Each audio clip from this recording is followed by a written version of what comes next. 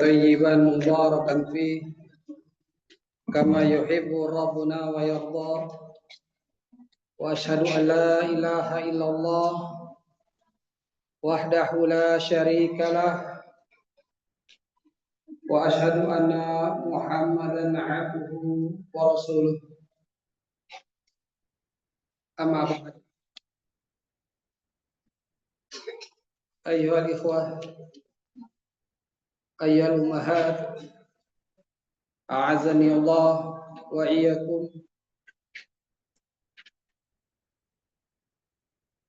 Hari ini Rabu dan kita sudah di bulan Safar 1447 Hijriah. Setelah libur, maka kita kembali untuk mengkaji karya ulama besar Imam Ibnul Qayyim rahimahullah ta'ala dengan judul Ad-Da'u wad-Dawa, penyakit dan obatnya, yang dalam kehidupan tidak mungkin manusia itu mengalami kesehatan sepanjang masa. Maka ada satu waktu yang dia mengalami penyakit. Pembahasan yang ada di kitab ini adalah lebih khusus penyakit yang ada di dalam dada-dada. Penyakit rohani, penyakit batin yang tak nampak. Sebelum kita masuk kepada pembahasan hari ini, suatu pasal yang begitu penting, yaitu tentang kesalahan-kesalahan persepsi di dalam doa, awham fid du'a. Maka kita kembali kepada pasal sebelumnya, korelasi atau hubungan takdir dengan doa, di mana ada sebuah asar dari Imam Ahmad Ibn Hanbal rahimahullahu ta'ala yang menyebutkan, dan tepatnya ada di dalam kitab Az-Zuhud. Di sini dikasih keterangan Az-Zuhud halaman 52, dan asar ini sepertinya termasuk Israiliyat. Tidak mengapa kita mendapatkan kisah dari Israiliyat.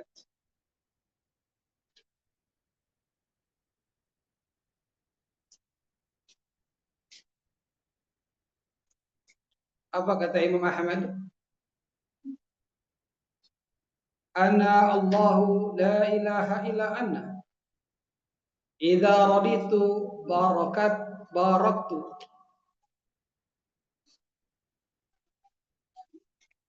Wa laisa li barakti muntaha. Wa idza ghadabtu la'antu. Wa la'nati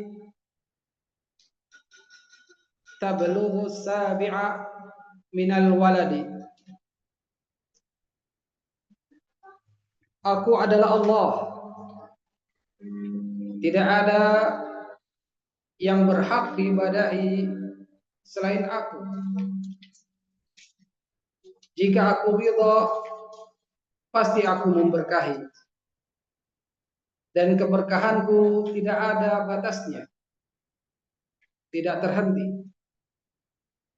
Jika aku murka, niscaya aku akan melaknat, dan laknatku sampai keturunan yang ketujuh.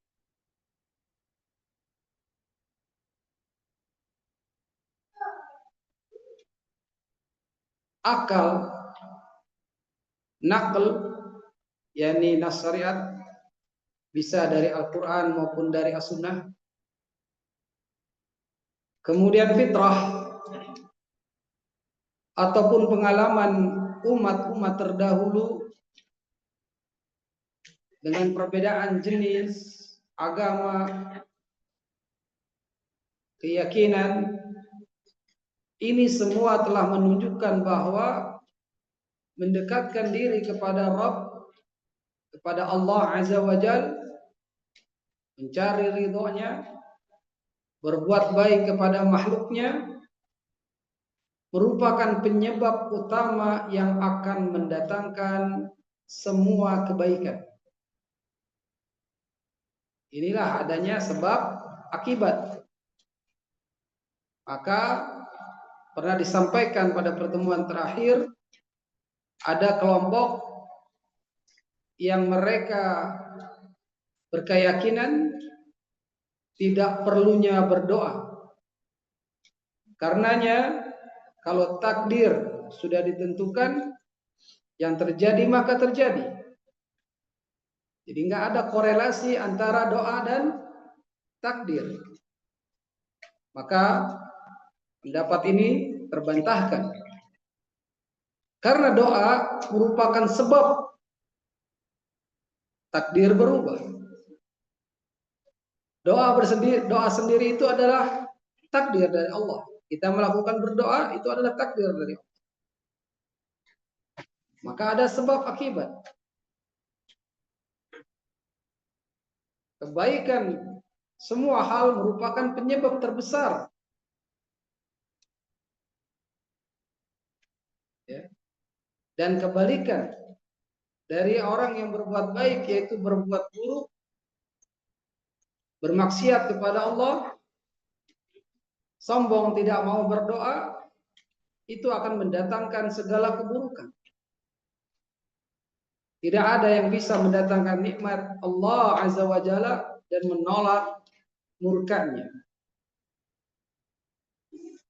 Sama seperti halnya menghadirkan ketaatan, takarub kepada Allah, berbuat baik kepada makhluknya, itu semua akan ada akibatnya. Allah Azza wa Jalla mengaitkan terjadinya kebaikan dan keburukan imma di dunia, imma di akhirat dalam Al-Quran, yakni dengan amalan, dengan usaha. Sebagaimana korelasi atau hubungan terkaitnya balasan jaza bisyartin, balasan dengan syarat, kejadian dengan alasan. Ada akibat, ada sebab, sebab musabab. Dan ini banyak kalau kita perhatikan di dalam Kitabullah Al-Quranul Karim.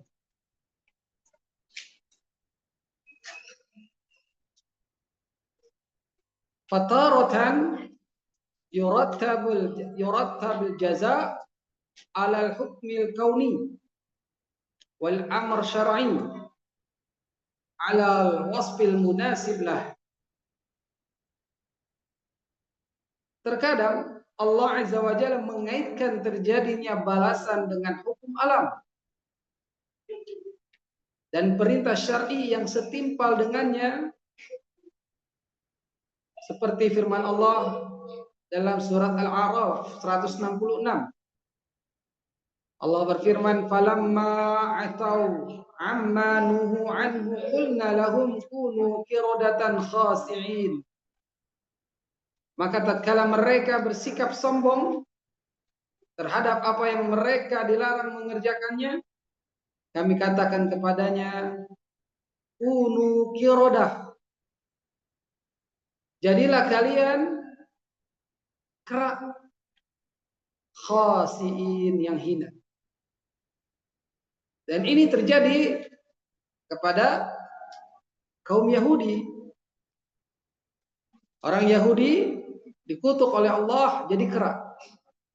Maka hari ini kalau kita lihat kera dan semua jenisnya, itu adalah kutukan Allah terhadap kaum Yahudi yang sombong.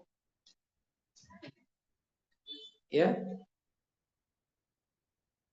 Keterkaitan balasan dengan hukum alam. Semua hutan ditebang. Terjadilah musibah, banjir, tanah longsor dan seterusnya. Ada sebab akibat. Dan ayat-ayat yang semisal ini sangat banyak jumlahnya di dalam Al-Quran. Seperti ayat yang lain, falamma asafuna taqamna minhum. Maka tatkala mereka membuat kami murka, yakni membuat Allah murka, kami hukum mereka.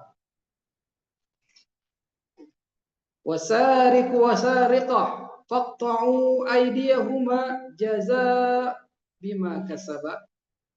Jazaan bima kasaba. Laki-laki yang mencuri, sariqah, perempuan yang mencuri, maka hukumannya potonglah tangan keduanya. Kenapa? Jaza sebagai balasan atas perbuatan yang mereka lakukan. Ini perbuatan dosa ada akibatnya. Maka tatkala kita meninggalkan kemaksiatan, kita menjauhi dosa, itu harus punya rasa khauf, rasa takut akan ada azab. Dan pasti itu.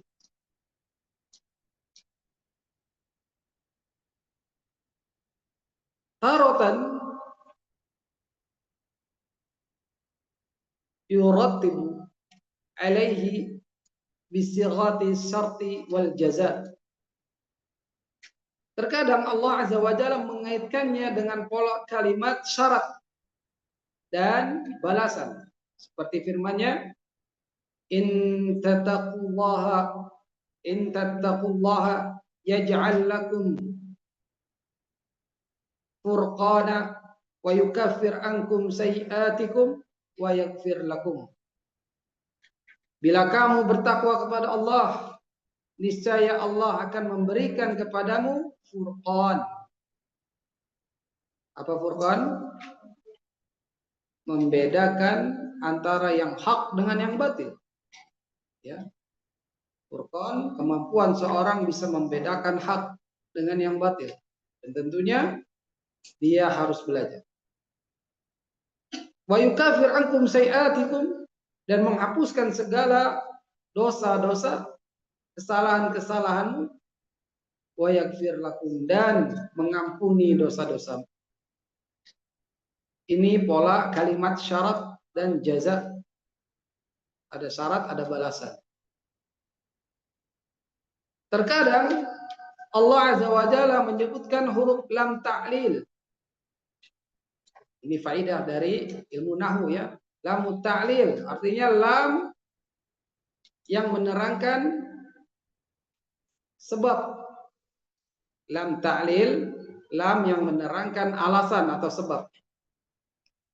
Seperti firman Allah dalam surat Shad ayat 29.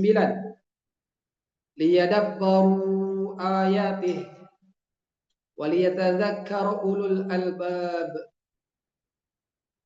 Di sini supaya, ya, atau agar. Liyatadabbaru, agar mereka mentadaburi, memperhatikan ayatih, ayat-ayatnya. Waliyatadzakkar, dan supaya orang-orang yang mempunyai pikiran mendapat pelajaran. Ulul albab, orang-orang yang punya akal, dia mendapat pelajaran. Atau dalam surat Al-Baqarah 143, lam ta'lil litakunu syuhada'a 'alan nasi wa yakuna ar-rasulu 'alaikum syahida. Agar kamu menjadi saksi atas perhatian manusia dan agar Rasul yakni yang dimaksud Muhammad sallallahu alaihi wasallam menjadi saksi atas perbuatan kamu. Sebab akibat. Ini buat bantahan orang-orang yang tidak memerlukan doa atau menafikan adanya korelasi antara doa dan takdir. Kita lihat lagi dalam Al-Quran. Taratan ya'ti, terkadang datang dalam huruf kai. Kaf ya sukun. Kaf fathah ya sukun kai. Yang ini artinya adalah alasan, sama agar juga. Kaila yakuna dulatan bainal aghniya'i minkum. Supaya harta itu tidak hanya berputar di antara orang-orang kaya. Tidak hanya berputar di antara orang-orang kaya saja di antara kalian. Kai. Makanya ada hukum, ada syariat, zakat, ya. Agar harta itu tidak berputar di sekeliling orang-orang yang Allah anugerahkan kekayaan. Tapi Allah menyuruh bayar zakat, adanya infak dan sedekah. Ya. Dan banyak juga hadis-hadis yang menerangkan tentang hal ini. Tentang adanya keutamaan infak sedekah.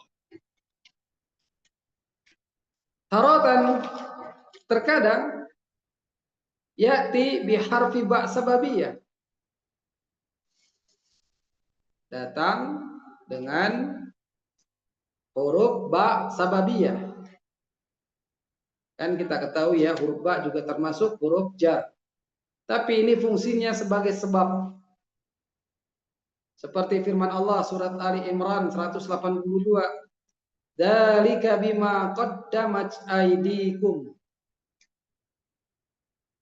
Dzalik, yang demikian itu maksudnya azab, bima dengan apa-apa, ya, dengan sebab apa-apa yang mereka perbuat dengan tangan mereka sendiri. Ba sababiyah.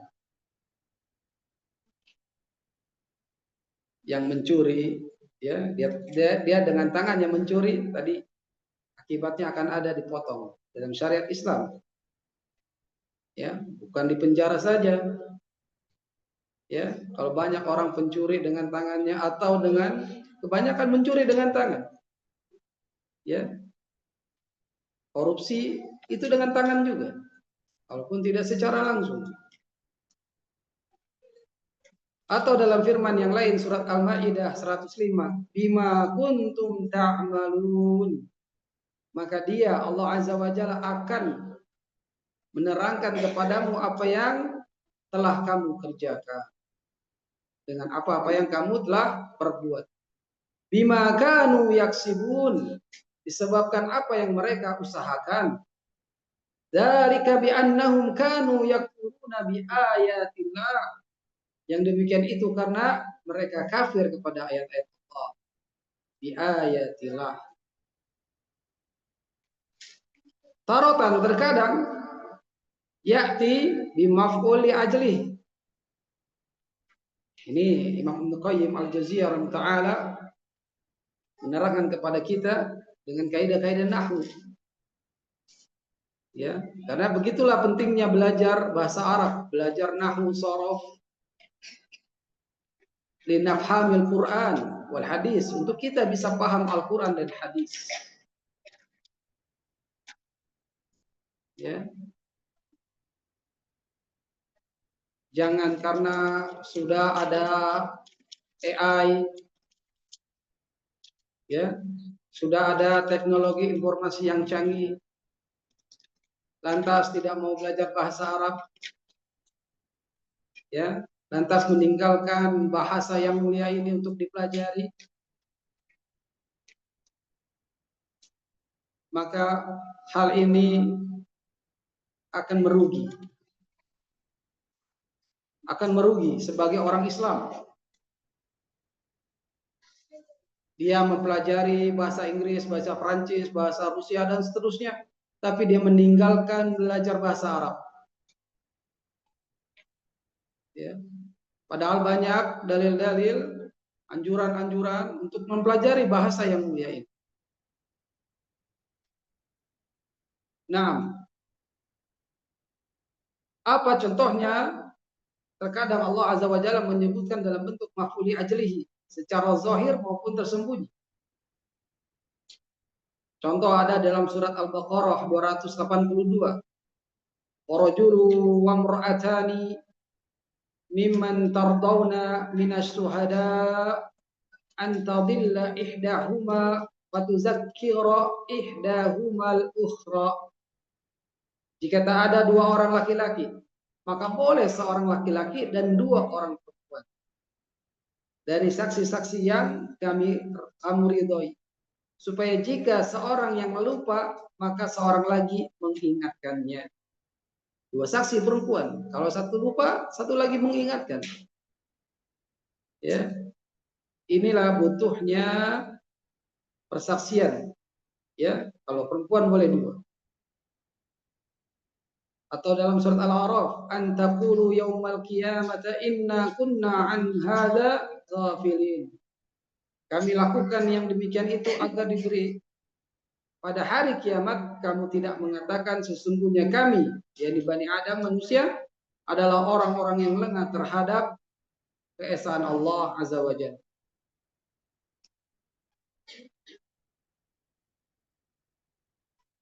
Inilah apa yang Allah Subhanahu wa taala sebutkan. Adanya sebab akibat. Atau ada huruf fa sababiyah. Fa yang menjelaskan sebab akibat. Fakadzabuhu fa'aqaruha fadamdama 'alaihim rabbuhum bidzambihim fasawwaha. Surat Asy-Syams. Lalu mereka mendustakan dan menyembelih unta itu, maka Rabb mereka membinasakan mereka disebabkan dosa mereka. Lalu Allah menyamaratakan mereka dengan tanah. Sebab akibat. Fa sababiyah.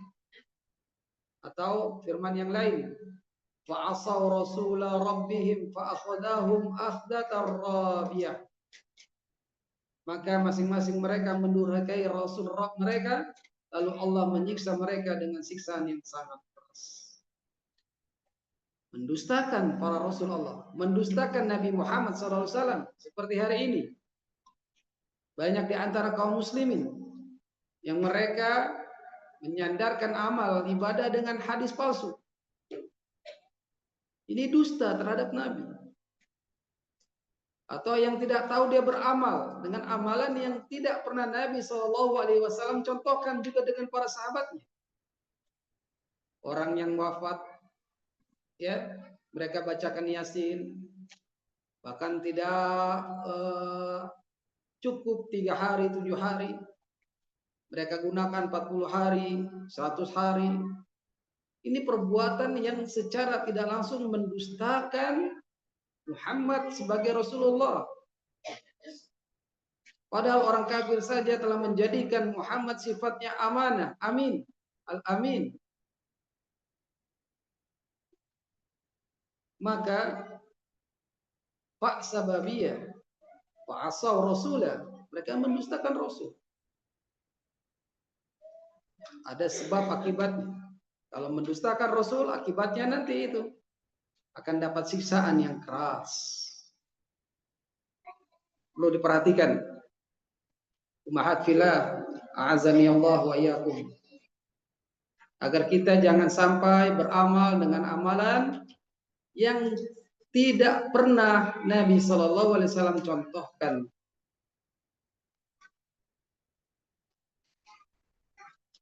Juga saya menukil lagi, terkadang penyebutan huruf lamma yang menerangkan ganjaran, ya, menyebabkan pahala. Falamma asafunan taqamna minhum. Maka tatkala mereka membuat kami murka, kami menghukum mereka. Balasan. Ganjaran ada dua, ya, ganjaran yang berupa azab atau ganjaran yang berupa pahala. Terkadang dengan penyebutan huruf inna, Banyak sekali dalam Al-Quran penyebutan huruf inna. Ini adalah harfu taukid, penegasan. Innahum kanu yusari'una fil khairat. Sesungguhnya mereka adalah orang-orang yang selalu bersegera dalam mengerjakan perbuatan-perbuatan yang baik. Al-Anbiya.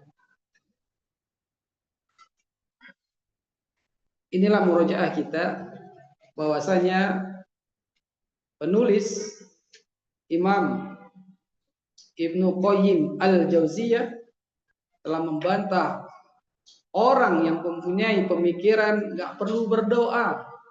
Kalau sudah takdir ya sudah terjadi. Mereka tidak melihat Al-Quran begitu banyak menjelaskan adanya hukum sebab akibat.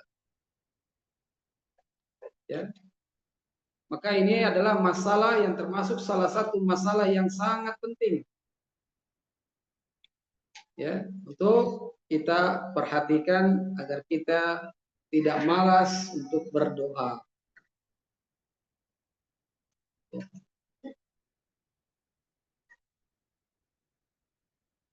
Perhatikan apa yang disampaikan Imam Ibnu Qayyim rahimahullah ta'ala. Ada dua hal yang harus seseorang lakukan untuk menyempurnakan kebahagiaan dan keberuntungannya. Pertama, ia seharusnya mengetahui rincian sebab-sebab terjadinya keburukan dan kebaikan. Selain itu, seorang mesti memiliki basirah. Apa basirah? Ilmu pengetahuan dalam hal menurut apa yang disaksikan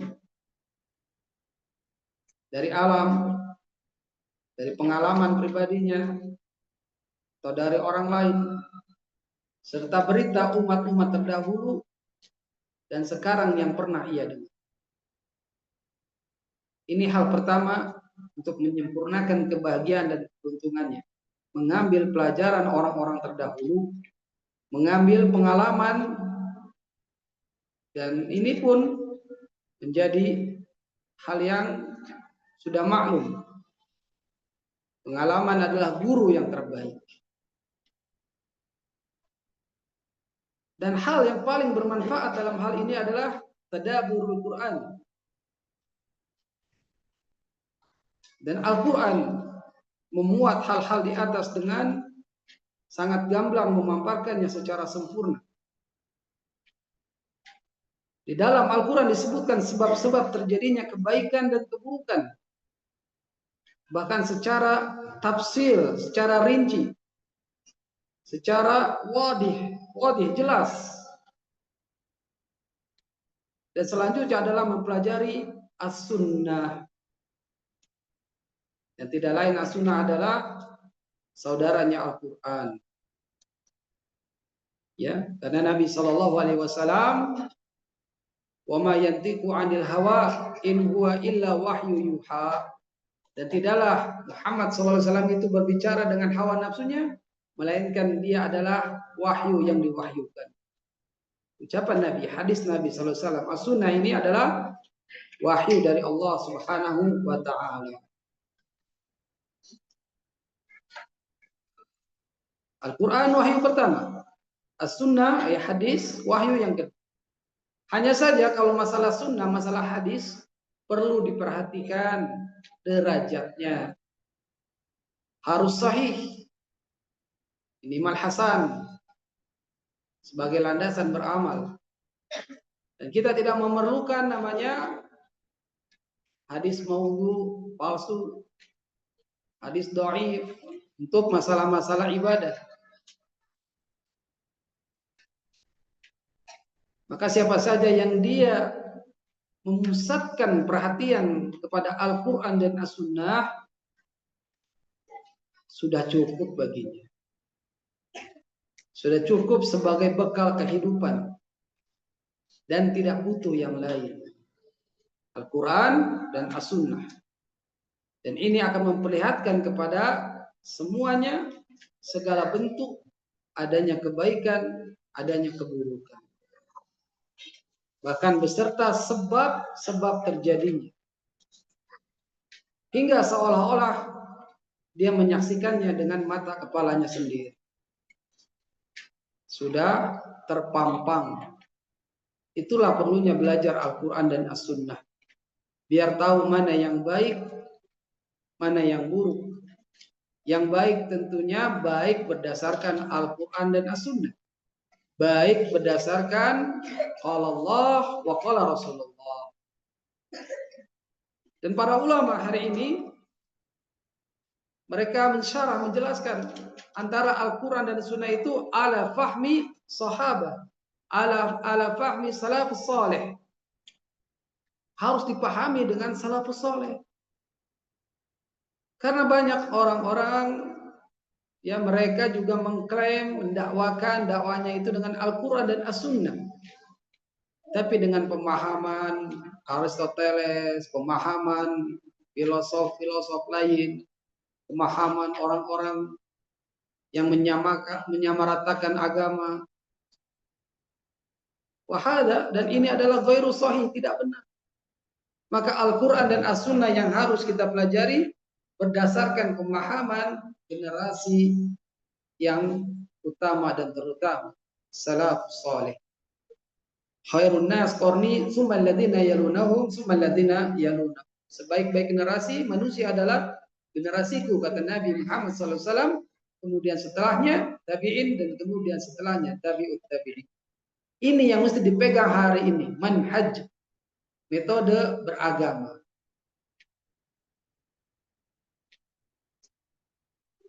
Saya lanjutkan perkataan Ibnu Qayyim rahimahullah taala. Setelah hal tadi, yakni Al-Quran dan As-Sunnah, maka Anda harus memperhatikan kabar, info dari umat-umat yang ada serta balasan Allah terhadap orang-orang yang taat atau orang-orang yang bermaksiat kepadanya. Niscaya ini akan cocok dengan apa yang nanti Anda ketahui dari Al-Quran dan As-Sunnah.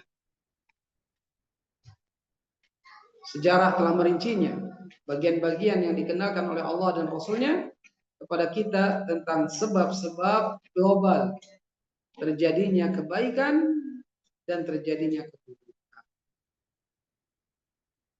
Ini mesti dipahami adanya sebab akibat, sehingga sangat terkait korelasi antara doa dan takdir, supaya kita semua terbuka hati dan tidak malas untuk berdoa. Naam. Sekarang kita masuk pada pembahasan kita hari ini, auham fid du'a. Auham, kesalahan-kesalahan di dalam doa.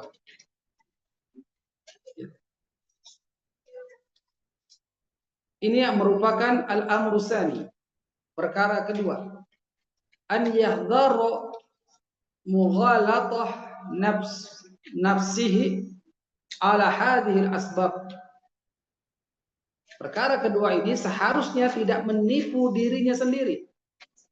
Peringatan untuk tidak mughalatah nafsi, tidak menipu dirinya sendiri. Dalam hal apa? Dalam hal sebab-sebab. Ya, dalam hal interaksi dengan sebab. Wa hadza min ahamil umur. Ini termasuk perkara yang penting. Fa inal abda ya'rafu anal ma'siyata wal ghaflata minal asbabil mudirrah lahu fi dunya. Seorang hamba itu dia tahu bahwa maksiat wal ghaflah, kelalaian, ya, ghafl, kelalaian, ini termasuk di antara sebab yang pasti mendatangkan mudarat, min asbabil mudirrah, mendatangkan kemudaratan. Atas siapa? Ya atas pelakunya.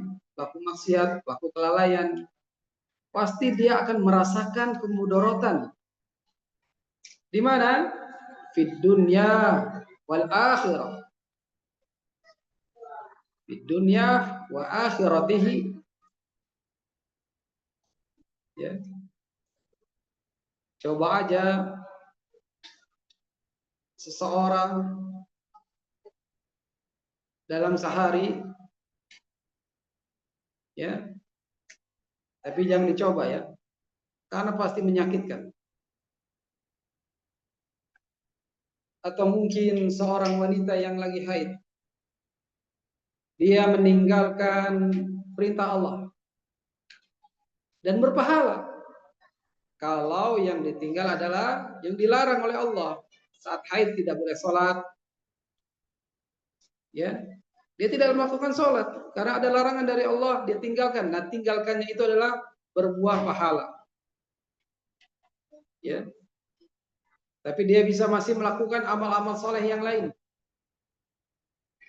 Seorang wanita yang haid masih diperbolehkan untuk membaca Quran, ya, dengan tidak menyentuh mushaf tentunya. Dan ini merupakan adab, ya, karena belum bersuci.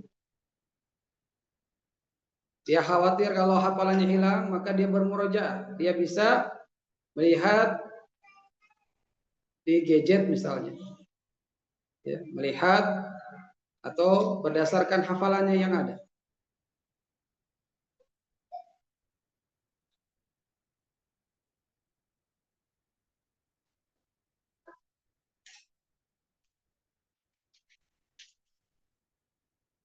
Ummahatillah,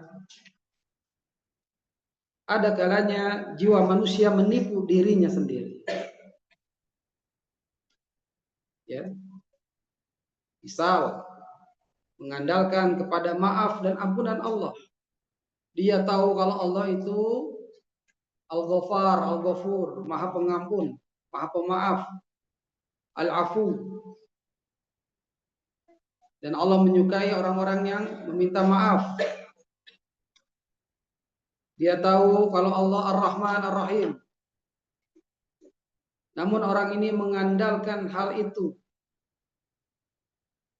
Ya, dia tunda taubatnya. Ya. Seseorang tahu kalau Allah pasti menerima taubat seorang hamba.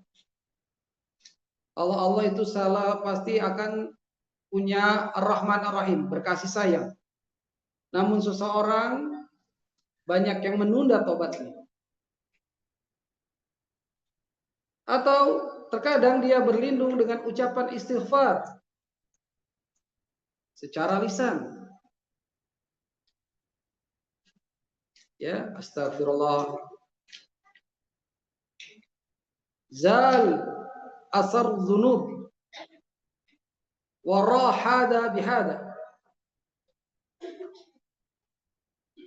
Dia beristighfar dengan lisannya, melaksanakan perkara-perkara yang disunahkan atau ilmu yang dimiliki.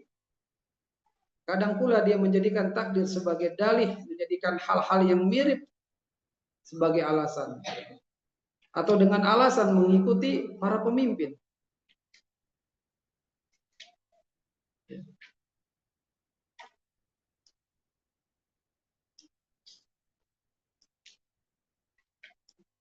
Jadi banyak orang menyangka hal itu. Dia mengucapkan dengan astagfirullah, zal asru dzunub. Dampak negatifnya, maka dampak negatif dari dosa, dari kemaksiatan tersebut akan hilang dan selesailah urusannya, katanya. Ini sangkaan orang yang melakukan kemaksiatan lalu cukup hanya mengucapkan astagfirullah. Dia bilang kalau sudah astagfirullah, sudah habis dosa saya. Sudah hilang dosa saya. Perhatikan, ini buat kita semua ini. Jangan merasa sudah aman dari azab Allah. Jadi memudah-mudahkan ucapan istighfar tapi memudah-mudahkan untuk melakukan kemaksiatan lagi.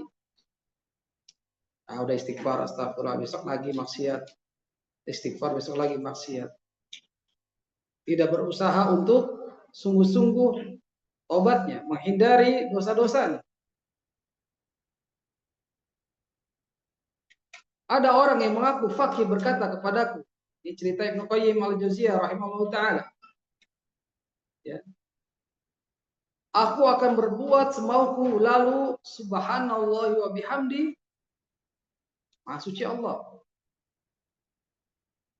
Dan aku memujinya, subhanallah wa bihamdi. Mi'ah marah, 100 kali aku baca. Maka apa yang kulakukan itu akan terampuni seluruhnya.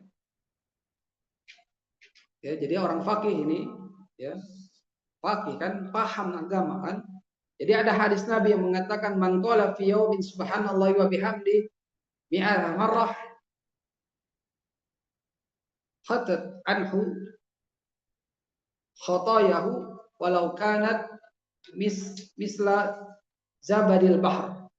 Siapa saja yang mengucapkan subhanallah wa bihamdi, maha suci Allah dan aku memujinya, sebanyak 100 kali dalam sehari, maka dosa-dosanya akan dihapus walaupun sebanyak buih di lautan. Dan ini riwayat yang sahih. Riwayat yang sahih Bukhari dan Muslim. Jadi orang yang fakih mengambil hadis Nabi ini, dia bilang subhanallah bihamdi subhanallah azim sudah mencukupi. Ya. Kemudian Imam Ibnu Qayyim rahimahullah ta'ala menyebutkan salah seorang penduduk Mekah juga mengatakan kepadaku, jika salah seorang dari kami berbuat dosa, maka ia akan mandi dan melakukan tawaf sebanyak 7 kali. Dengan hal itu dosa tersebut akan terhapusi darinya. Atau ada juga yang berkata kepadaku dalam riwayat yang sahih dari Nabi sallallahu alaihi wasallam disebutkan bahwa beliau bersabda, "Aznaba 'abdun dzamban." Ada seorang hamba yang melakukan sebuah dosa. Faqala, lalu ia mengatakan, "Ay Rabb, wahai Rabbku, inni asabtu dzamban faghfirli." Sesungguhnya aku telah berbuat dosa, maka ampunilah aku. Faghfaralah. Maka dia Allah Azza wa Jalla mengampuninya. Summa makasa masya Allah. Setelah itu ia menahan diri dari maksiat selama beberapa waktu. Summa aznaba dzanban akhar. Kemudian dia melakukan dosa yang lain lagi. Faqala, atas dia berkata, Rabb, inni asabtu dzanban faghfirli. Sesungguhnya aku telah berbuat dosa, maka ampunilah aku. Faghfaralah. Maka dia Allah Azza wa Jalla mengampuninya. Summa maka masya Allah. Lalu ia pun kembali mengampuninya. Ya, Allah sudah mengampunkan, ditahan lagi sama seperti itu. Kemudian melakukan dosanya lagi. Kemudian meminta kepada Allah, ya Rabb, asabtu dzamban faghfirli, faqala ghafara jalla wala. Akhirnya sampai yang ketiganya ini, ya, hambaku mengetahui bahwa ia mempunyai Rabb yang mengampuni dosa dan menghukum karenanya. Alima abdi an lahu rabba yaghfir dzanba wa ya'khudhu bih. Qad ghafartu li 'abdi wa yasna' ma syaa. Dia tahu kalau Allah itu akan mengampuni dosa. Ya. Allah telah katakan, hambaku tahu bahwa ia mempunyai Rabb yang mengampuni dosa dan menghukum karena. Aku telah mengampuni hambaku itu, maka berbuatlah semaunya. Ya, jadi orang ini menganggap remeh terhadap ampunan yang dia minta kepada Allah. Merasa aman. Ya, dia berulang lagi seperti itu. Ya, sehingga Ya, orang ini mengatakan, aku tidak ragu bahwa aku memiliki Rabb yang akan mengampuni dosa dan menghukum karenanya. Dan inilah contoh manusia yang bergantung kepada nas-nas yang berisi pengharapan. Ya, hanya ada roja, mengharap, menyandarkan diri kepadanya dan memegangnya erat-erat dengan kedua tangannya. Jika orang itu dicela atau dosa atas dosa dan sikapnya yang terus-menerus melakukan dosa, niscaya ia segera menyebutkan nas-nas yang berisi pengharapan serta keluasan rahmat dan ampunan Allah yang dihafalnya.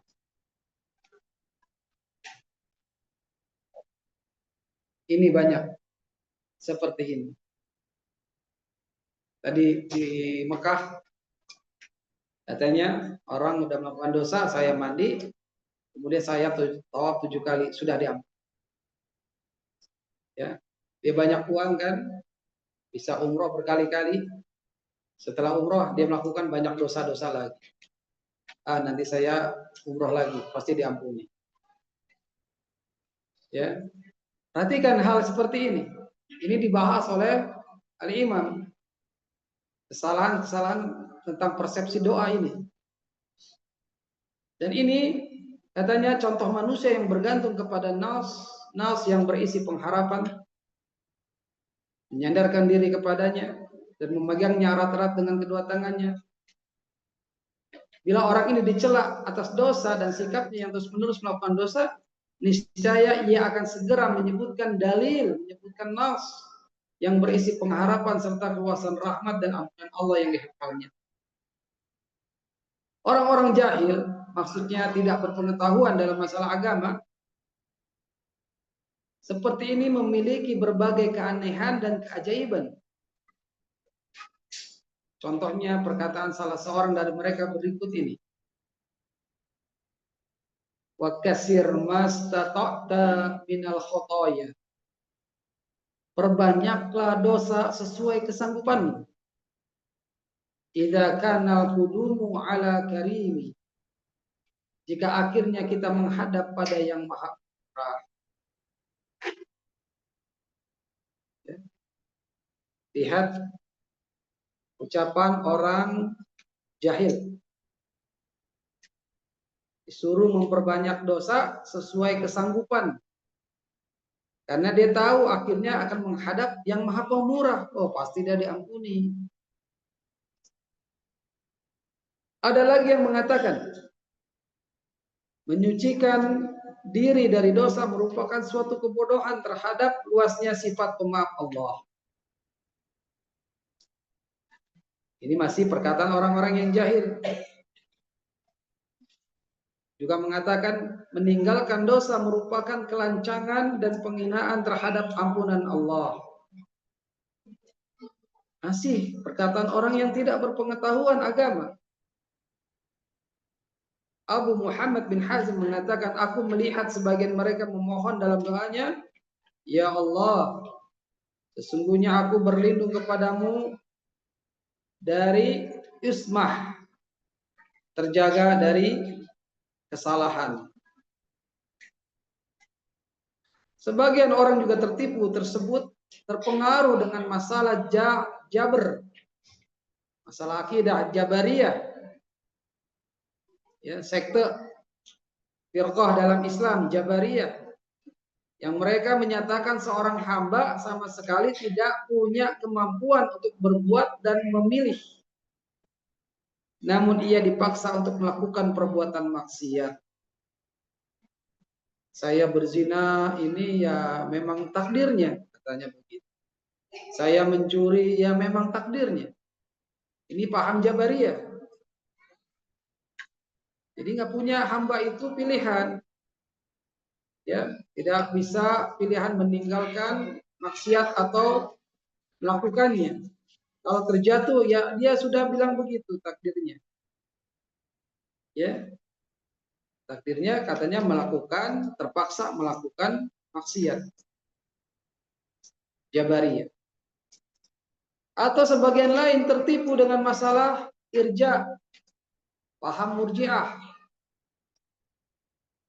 yang menyatakan iman itu hanya sebatas pembenaran, sedangkan amal bukan merupakan bagian dari iman. Sehingga iman seseorang yang paling fasik sama seperti imannya malaikat Jibril dan Mikail. Muskilah ini. Ya, sangat bahaya sekali pemahaman Murji'ah ini. Karena Ahlussunnah wal Jamaah, ya, iman itu yang dia telah yakini dalam hati diucapkan dengan lisan, dia beramal dengan anggota badan. Ya. Tidak hanya mengaku saya beriman kepada Allah, kepada malaikat-malaikatnya, kepada kitab-kitabnya, kepada rasul-rasulnya, hari akhir, takdir baik dan buruk. Ya, dia mengimani Nabi Muhammad sebagai rasul terakhir, tapi tidak mau melakukan, tidak mau mengikuti sunnah Rasulullah Sallallahu Alaihi Wasallam. Ya, dia tidak mau beramal. Bagi laki-laki sholat di masjid, bagi perempuan ya harus menutup auratnya, dan seterusnya. Di antara syariat-syariat yang dibawa oleh Rasul Muhammad SAW, iman pasti beramal. Sedangkan Murji'ah, iman cuma sebatas di hati saja, tidak diamalkan. Kemudian Imam Ibnu Qayyim Al-Jauziyah rahimahullah ta'ala menyebutkan dalam kitabnya, ada orang tertipu dengan mencintai orang-orang yang dianggap keramat. Nih, banyak ini. Ya. Orang ngaku Habib. Ya, kemudian Habibnya menyebutkan hadis-hadis palsu. Ya.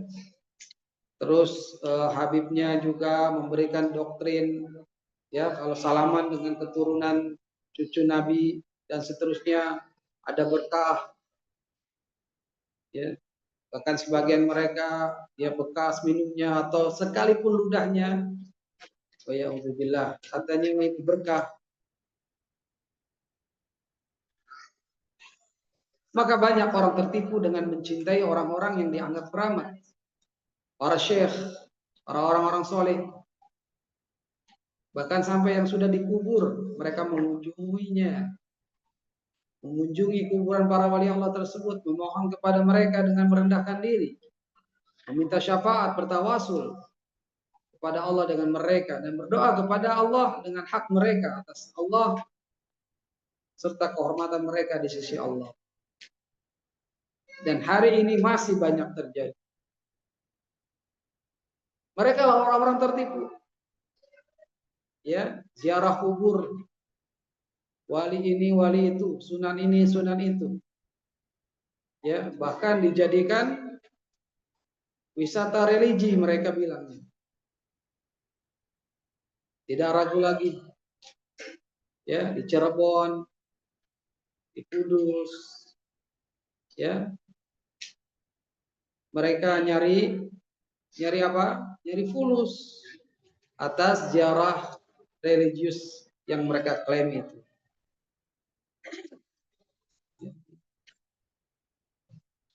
Sebagian lain tertipu dengan kebesaran nenek moyang dan para pendahulunya.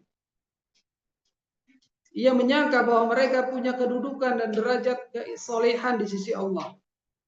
Ia juga menyangka bahwa mereka tidak akan meninggalkannya sampai berhasil mencarikan jalan keluar untuknya. Dan hal ini disaksikan dari kalangan para raja. Mereka melimpahkan dosa keturunan dan keluarga mereka kepada orang-orang khusus yang ada di sekitar mereka.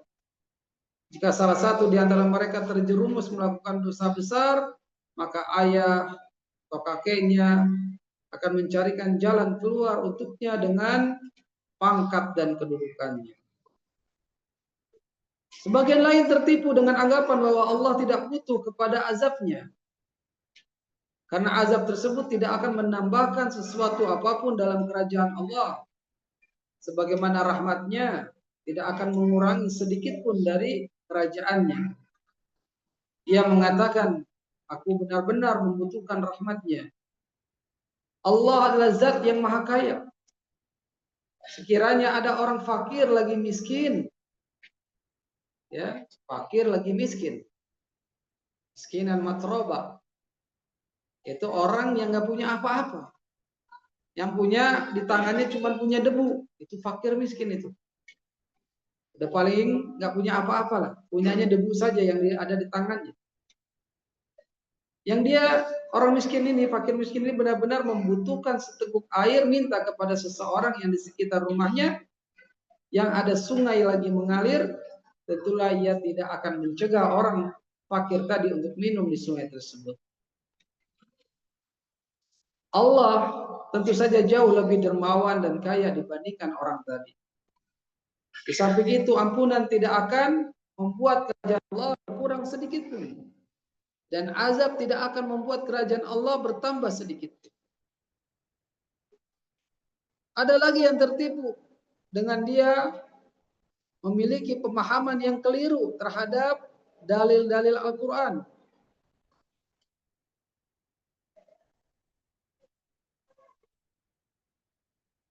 Dari As-Sunnah. Kemudian menjadikannya sebagai sandaran. Contohnya mereka menyadarkan diri mereka kepada firman Allah, wala saufa yu'tika rabbuka fatarda. Surat apa ini? Ad-Duha. Dan kelak Rabbu pasti memberikan karunia-Nya kepadamu, lalu hati kamu menjadi puas. Mereka berkata Nabi SAW tidak ridho jika ada dari umatnya yang masuk dalam neraka. Dan ini merupakan kejahilan. Kejahilan yang paling buruk. Kedustaan yang sangat dusta atas diri beliau. Sebab Nabi SAW ridho dengan apa yang diridhoi Allah Azza wa Jalla. Allah juga ridho mengazab orang-orang zalim. Allah ridho mengazab orang-orang fasik.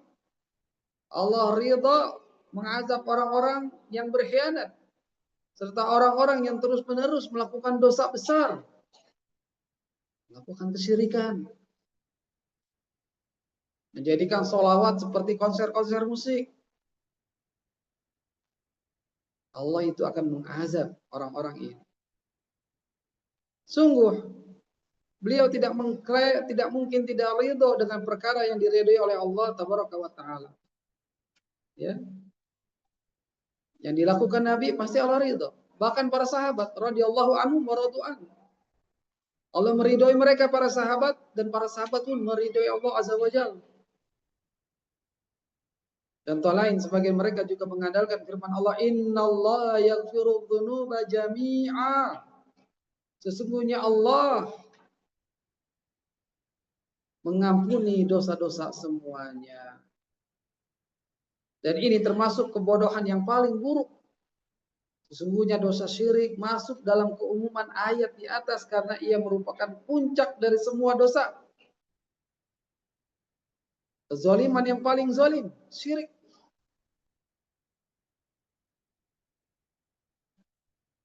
Maka tidak ada perselisihan pendapat bahwa ayat ini ditujukan untuk orang-orang yang bertobat. Bahwasanya Allah mengampuni dosa orang yang bertobat. Apapun bentuk dosa tersebut. Sekiranya ayat ini ditujukan untuk selain orang yang bertobat, ya, selain orang yang bertobat, niscaya semua nas yang berisi ancaman, hadis-hadis yang berkaitan dengan dikeluarkannya suatu kaum dari kalangan ahli tauhid dari neraka dengan syafaat tidak lagi memiliki fungsi apa-apa. Nah, perlu diperhatikan tentang kesalahan persepsi dalam berdoa. Jangan menyandarkan ya sandaran yang salah. Ya. Kalau udah melakukan dosa, dia bisa bertobat. Tapi masih melakukan, dia masih bisa bertobat. Tapi Ibnu Qayyim, Al-Imam Ibnu Qayyim Al-Jauziyah rahimahullah ini telah menyadarkan untuk tidak bermain-main dengan perbuatan dosa. Jadi kerancuan berpikir semacam ini terjadi pada orang yang tingkat ilmu dan pemahamannya masih sangat minim. Dalam ayat tadi Allah Azza wa Jalla menyebutkan secara umum dan mutlak, tetapi kita tahu bahwa yang dimaksud adalah orang-orang yang bertobat disebabkan adanya ayat lain dalam surat An-Nisa yang mentaqyid, membatasi dan mengkhususkannya, yaitu firman Allah, "Innallaha la yaghfiru ay yushraka bihi wa yaghfiru ma duna dzalika liman yasha." Sungguhnya Allah tidak akan mengampuni dosa syirik dan Dia mengampuni dosa selainnya bagi siapa saja yang Allah kehendaki. Jadi Allah mengabarkan bahwa Allah tidak mengampuni dosa syirik, tetapi mengampuni dosa selainnya. Jika ayat ini ditunjukkan untuk orang yang bertobat, tentulah Allah tidak akan membedakan antara kesyirikan dan dosa lainnya. Contoh lain, sebagian orang yang bodoh salah dalam memahami firman Allah, "Ya ayyuhal insanu ma gharraka birabbikal karim." Hai manusia, apakah yang telah memperdayakan kamu berbuat durhaka terhadap Rabb yang Maha Pemurah? Mereka menjawab, kemurahannya. Terkadang mereka sebagian menjawab, sesungguhnya Allah mengajarkan kepada orang yang tertipu tadi untuk mengatakan hujjah argumen ini. Dan ini adalah kebodohan yang sangat bodoh. Yang menipunya tidak lain adalah si tukang tipu. Yaitu siapa? Syaitan. Dan jiwanya yang senantiasa mengajak kepada keburukan, kebodohan, dan hawa nafsu. Nah, umat al-Islam, beginilah pentingnya belajar. Jangan mudah untuk melakukan kemaksiatan dan dosa. Lalu berhujah, berargumen, yang penting saya tidak syirik. Yang penting saya tidak kedukun. Yang penting saya tidak meminta kepada selain Allah, tapi melakukan zina, melakukan korupsi. Ini bahaya. Maka banyak orang-orang yang dapat taufik hidayah atas kajian-kajian yang ada, mengkaji sunnah Nabi SAW, kajian tauhid, yang asalnya kerja di bank, ada riba, tetap dia. Kalau belum ada taufik hidayah dari Allah, katanya yang penting saya tidak kedukun, yang penting saya masih sholat, yang penting saya masih beristighfar, tapi masih kerja di bank. Padahal di situ ada riba. Jelas-jelas keharamannya. Dan masih banyak contoh-contoh lain yang menganggap remeh, menyepelekan dosa dan maksiat. Kita pun berlindung kepada Allah Azza wa Jalla dari hal-hal seperti ini. Ya, terutama yang berbicara. Karena ujian pasti akan menerpaknya lebih dulu. Mudah-mudahan ini bermanfaat. Masih ada beberapa pembahasan. Mungkin kita bisa bacakan nanti pada pertemuan-pertemuan berikutnya insyaallah taala. Ini kita sebutkan bahwasanya banyak orang-orang yang salah dalam persepsi doa sebagaimana yang disebutkan sebagian contoh-contohnya oleh Imam Ibnu Qayyim Al-Jauziyah rahimahullahu taala. Kita masuk ke sesi tanya jawab. Kalau ada pertanyaan yang bisa, maka insyaallah dijawab. Assalamualaikum warahmatullahi wabarakatuh. Waalaikumsalam warahmatullahi wabarakatuh. Afwan Ustadz, Anda mau bertanya? apakah jika anak kita melakukan maksiat, bisa melakukan hal yang dilarang seperti merokok, merupakan balasan terhadap kita sebagai orang tua atas kesalahan-kesalahan kita? Nah, dosa yang dilakukan oleh keturunan kita itu adalah bala, fitnah, ujian terhadap kita sebagai orang tuanya. Tentu berintrospeksi diri adalah hal yang utama, dianjurkan. Kenapa anak saya bisa demikian? Ya, apa salah saya? Apa dosa saya? Introspeksi. Ya, apakah membiarkan anaknya bergaul dengan pergaulan yang salah, didiamkan? Ya, karena merokok tentu pergaulannya salah. Coba teman-temannya tidak merokok, dia pasti tidak merokok. Ya, tapi melihat ada temannya merokok, dibiarkan berteman. Nah, ini kesalahan, tidak melarang. Ya, kesalahannya tidak melarang. Ya, karena teman itu harus selektif. Teman itu harus pilih-pilih. Sebagaimana pernah kita bahas dalam 10 kaidah tazkiyatun nafs. Ya.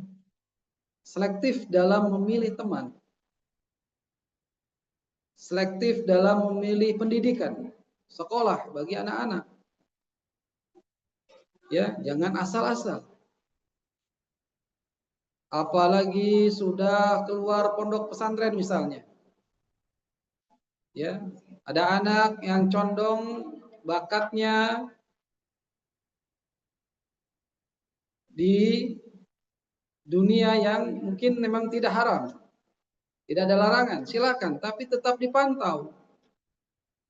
Ya, tetap dipantau. Anak itu akan selamanya menjadi anak bagi seorang ibu, walaupun si anak sudah berkeluarga. Ya, maka perlu dipantau, perlu dinasihati. Setelah itu apa? Kalau nasihat sudah disampaikan, sudah terbebas kita. Yang penting ada nasihat, ada teguran dari kita sebagai orang tua. Tidak membiarkan begitu saja. Bisa menjawab apa yang nanti Allah minta pertanggungjawabkan. Qad balagtu ya Rabb, saya sudah sampaikan wahai Rabb. Nah, itu seminimal jawaban kita di hadapan Allah atas kalau wa ya'udzubillah anak kita berbuat maksiat. Tentu dosanya ya ditanggung sendiri. Ya, yang penting kita tahu, jangan kita diamkan. Kalau itu perbuatan maksiat, kita larang segera. Karena itu ada hak orang tua untuk memberikan nasihat, melarang kepada anak. Agar kita insya Allah terbebas dari pertanggungjawaban. Kalau sudah kita sampaikan, kalau belum nanti ya ditanyakan. Yang kita tahu ya, kalau tidak tahu ya itu di luar kemampuan atau kodrat manusianya. Nah, wallahu a'lam bishawab.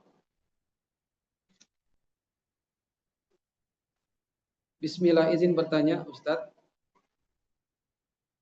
Apakah berdoa di depan Ka'bah dengan video call menggunakan HP seseorang yang kita kenal yang sedang umroh merupakan cara kita berdoa yang insya Allah Allah kabulkan?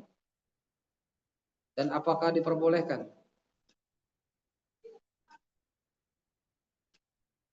Hukum asal video call tentu boleh. Ya.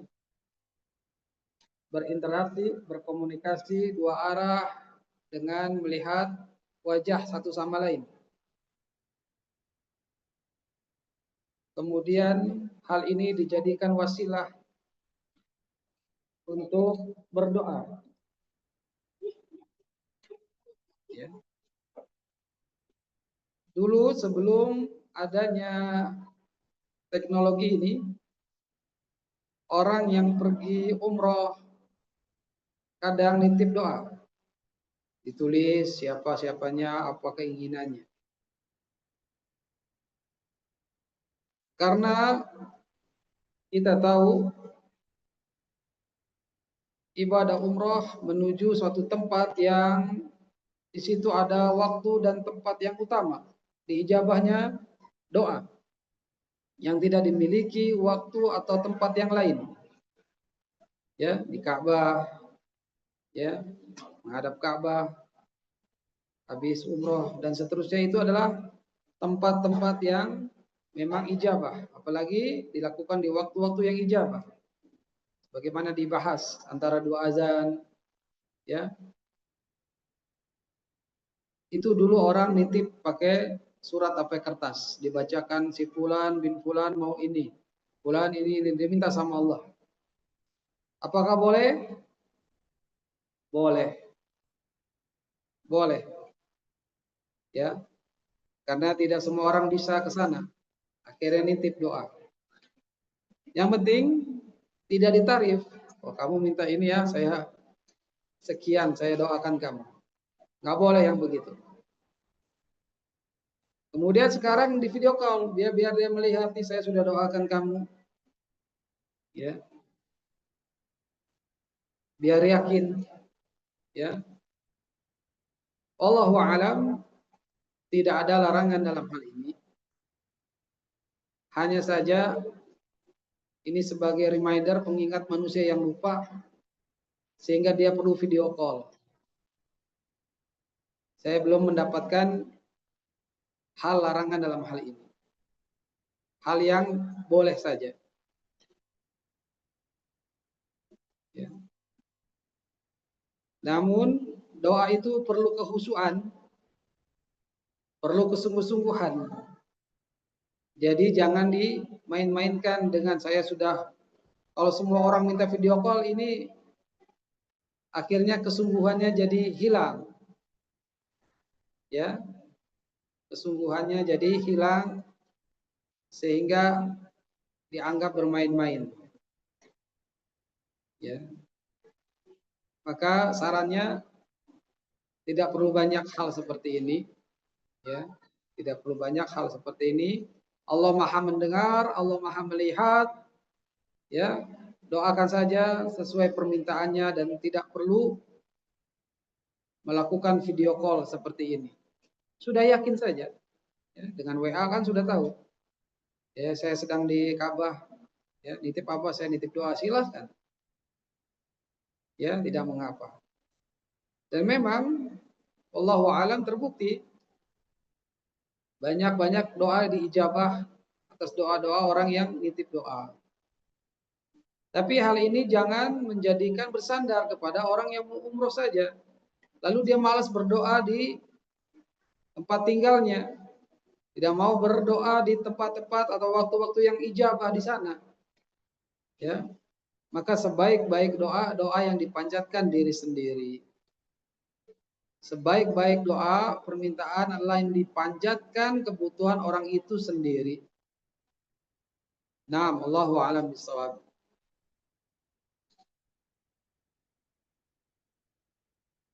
Afwan Ustadz, ada pertanyaan di chat Zoom Ustadz. Soal lain, ada 2 pertanyaan. Mana ya?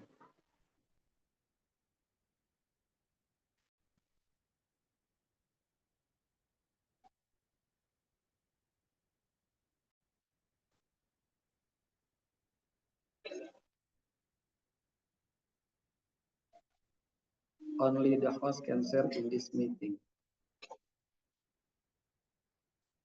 Bisa ditimpulkan nama hostnya? Kalau nggak ada kita di kertas lagi ya. Izin bertanya Ustadz. Satu doang kok. Sesuai suami anak masih merokok. Terus ibadahnya kurang. Tapi saat 5 waktu di masjid. Apa itu penyebab doa anak belum dijawab? Ya. merokok tentu dilihat hukumnya adalah haram. La dororo wala dirar. Hadis Nabi yang jadi kaidah. Tidak boleh memudaratkan diri dan orang lain. Ya, merokok haram. Jangan melihat ada ustadz, ada kiai ngerokok. Lalu memfatwakan rokok hanya makruh. Ini kesalahan. Atau ada yang dianggap ustadz sunnah tapi ngerokok. Ini lebih parah lagi. Kita bukan melihat kepada person, pada individu, pada tokoh, pada ustadz, tapi melihatlah kepada dalil. Ustadz manusia bisa salah, tapi dalil yang hak itu yang diikuti.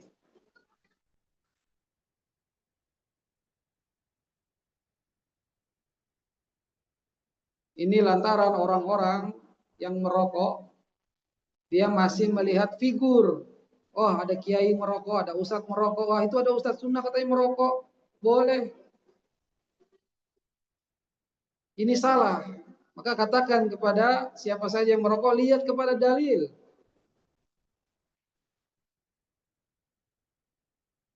Kalau dia sudah memahami tentang dalilnya, semoga Allah memberikan taufik hidayah kepadanya untuk meninggalkan perbuatan haram ini.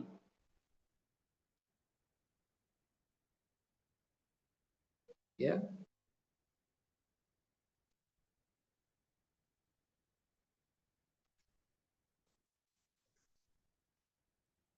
Mana ya?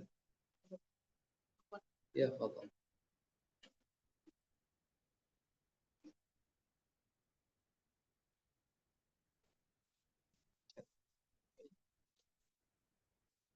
Nah,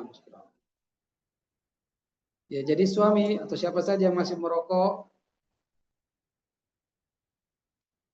kasih dalil itu. La dororo wala dirar. Jangan membahayakan diri dan orang lain. Ya, walaupun dia ngaji baca Quran yang ngerokok, ya, ada ustadz juga ngasih kajian sambil ngerokok. Ya, ini adalah orang-orang yang tertutupi hatinya dari kebenaran. Ya. Dan penyebab doa seseorang belum dijawab itu banyak pencegahnya. Ya, terhadap dirinya sendiri. Misalnya di antara mawani pencegah orang doa dikabulkan, dia berdoa tapi tidak yakin.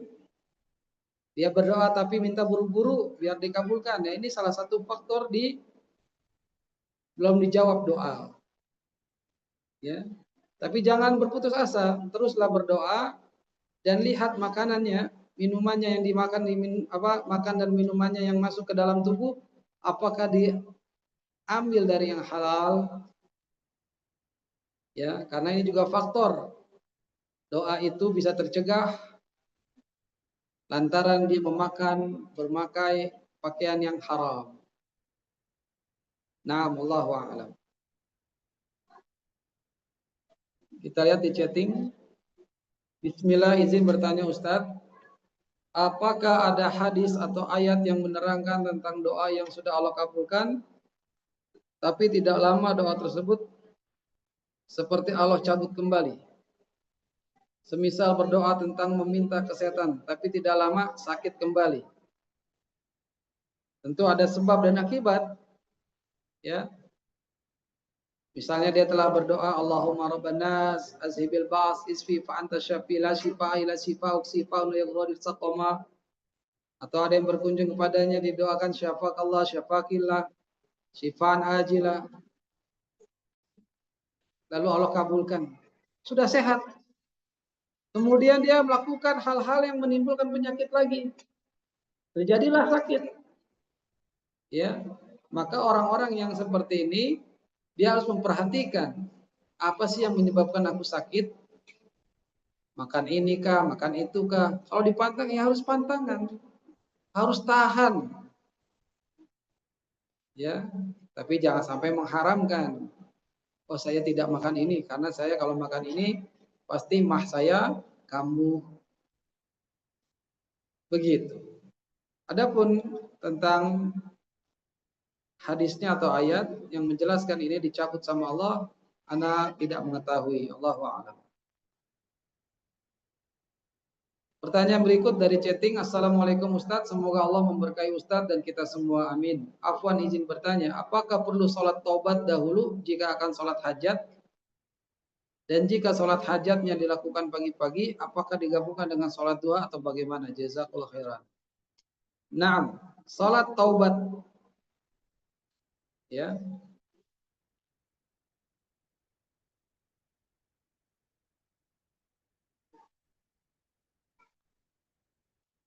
suatu sholat sunnah yang dilakukan seseorang setelah melakukan dosa.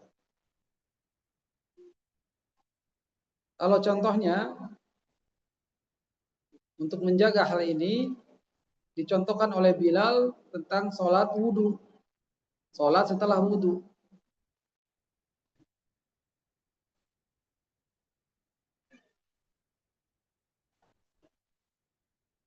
Silakan sholat. Dalam hal ini menyebutnya sholat taubat. Kemudian ada sholat hajat. Ya.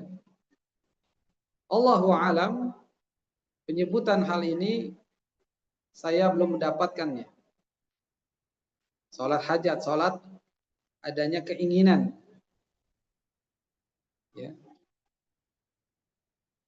Padahal di setiap sholat kita dianjurkan bertobat, yaitu dengan ucapan istighfar. Ya, setiap sholat wajib. Terbukti ada hadis yang menyatakan Assalamualaikum warahmatullahi wabarakatuh. Assalamualaikum warahmatullahi wabarakatuh. Nabi mengucapkan Astagfirullah, astagfirullah, astagfirullah, Allahumma antas salam, wa minkas salam. Dan lafaz istighfar adalah lafaz tobat. Ya, seperti itu. Dan ingat tadi, jangan mengandalkan tadi, oh sudah ada sholat tobat. Kalau saya sholat, saya melakukan maksiat, saya akan sholat tobat. Atau seperti orang Mekah, saya mandi kemudian tawaf 7 kali. Terus dilakukan. Ya. Adapun penyebutan sholat taubat, Allahu a'lam bishawab.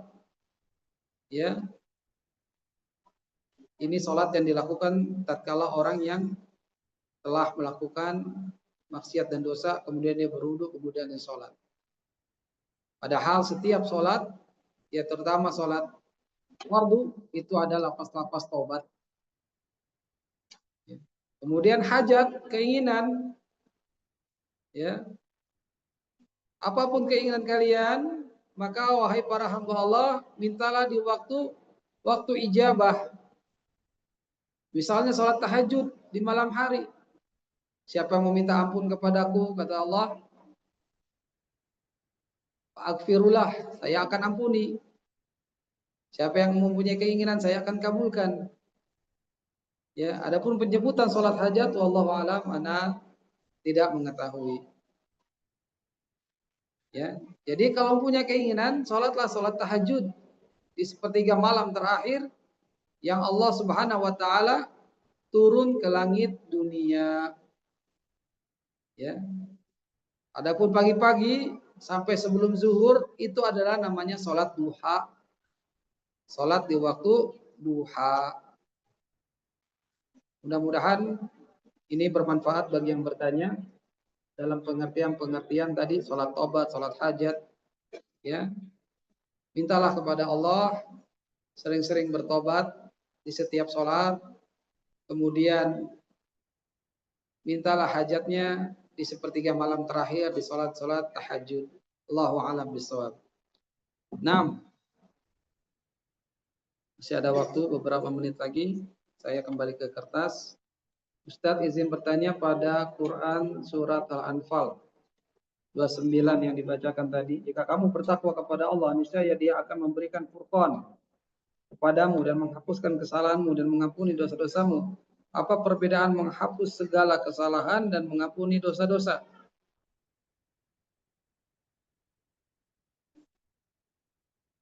Surah Al-Anfal ayat 29, di mana Allah Azza wa Jalla menghapus segala kesalahan. Kesalahan, khataya atau zambun, dosa, ini adalah satu dari dua hal yang sebenarnya sama, salah dan dosa. Ya. Maka hal-hal seperti ini sebagaimana diinginkan oleh para ahli tafsir, ya,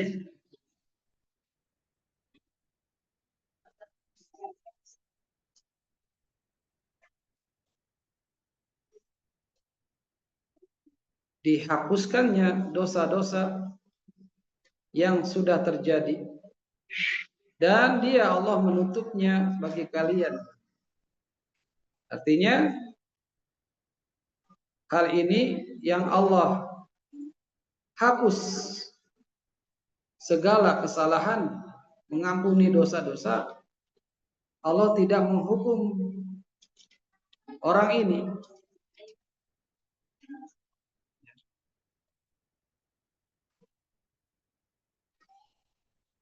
Jadi yang dimaksud daripada kesalahan dosa adalah hal-hal yang itu membuat Allah murka. Membuat Allah murka. Kesalahan-kesalahan bisa saja diartikan dia adalah dosa-dosa kecil.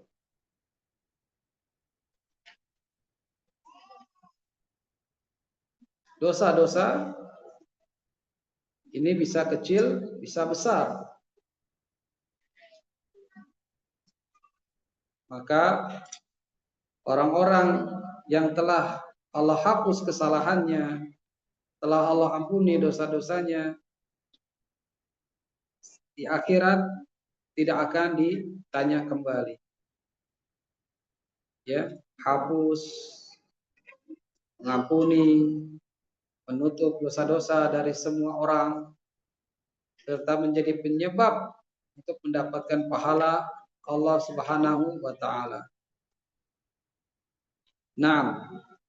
Allahu a'lam bissawab.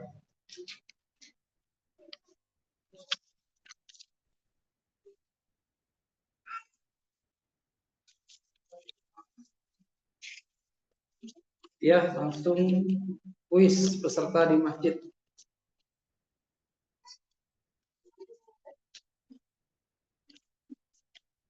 Nah,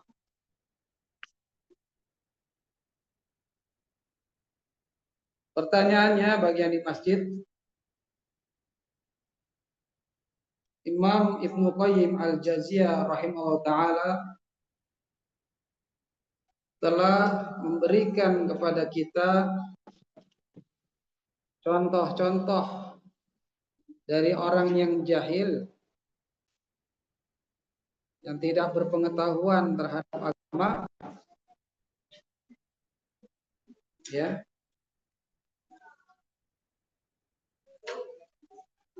yang dia tertipu dan pemahaman yang keliru terhadap nas-nas Al-Quran ataupun As-Sunnah yang ia pahami sendiri, kemudian menjadikannya sebagai sandaran. Dia tahu dalil innallaha yaghfiru dzunuba jami'a. Sesungguhnya Allah mengampuni dosa-dosa seluruhnya.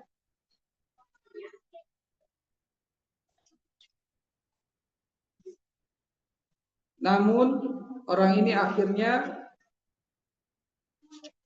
berdasarkan pemahamannya sendiri meremehkan perbuatan dosa dan maksiat. Ya. Ini hal-hal yang keliru dalam berdoa. Seperti halnya orang yang melakukan dosa syirik, ya, terus melakukan kesyirikan. Sebutkan contoh realitanya, wakinya yang ada di negeri kita. Contoh orang-orang yang jahil ini menganggap Allah itu akan mengampuni dosa-dosanya semuanya. Silakan.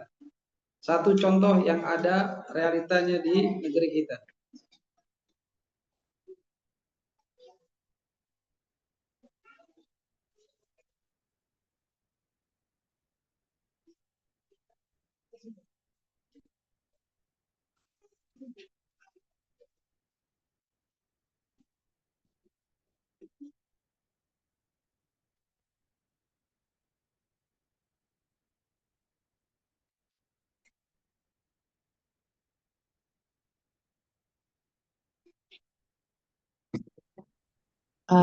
Mungkin di Ada yang bisa? Ada Ustadz, sebentar Ustadz.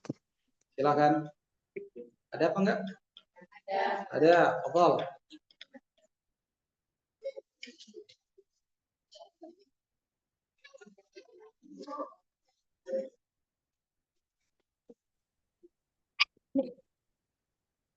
Afwan Ustadz, misalnya ziarah ke tempat-tempat masjid, misalnya ke Cirebon, ke Demak, tetapi dengan niat yang tidak tepat.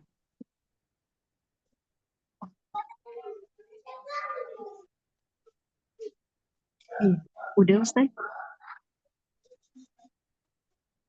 Ya kedengeran. Udah Ustadz?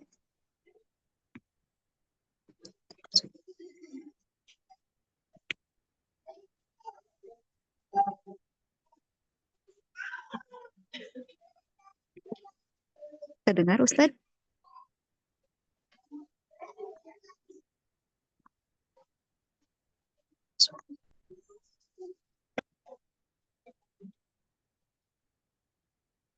Nah, ada yang bisa memberikan contoh? Ustadz, tadi ada yang sudah menjawab, apa kedengaran Ustadz? Afwan Ustadz. Kedengaran ngomong. Tahu perbuatan dosa, tapi dia mengandalkan dalil ini. Sungguhnya Allah itu akan mengampuni dosa-dosa, tapi dia masih melakukan dosa itu.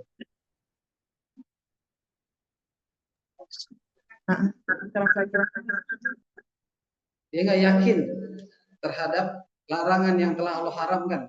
Masih tapi bergelut di situ. Allah Maha Pengampun lah, gitu. Ya.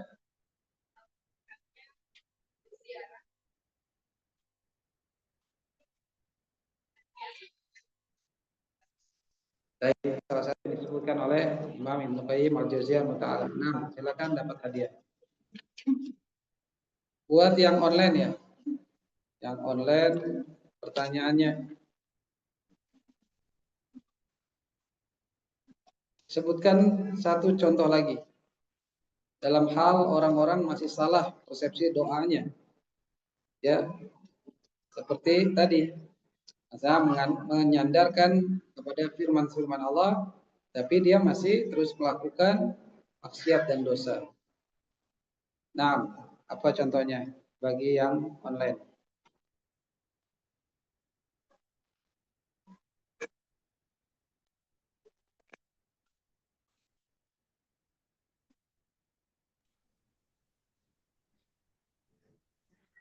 Tafadoli Umu Abdillah bisa menjawab.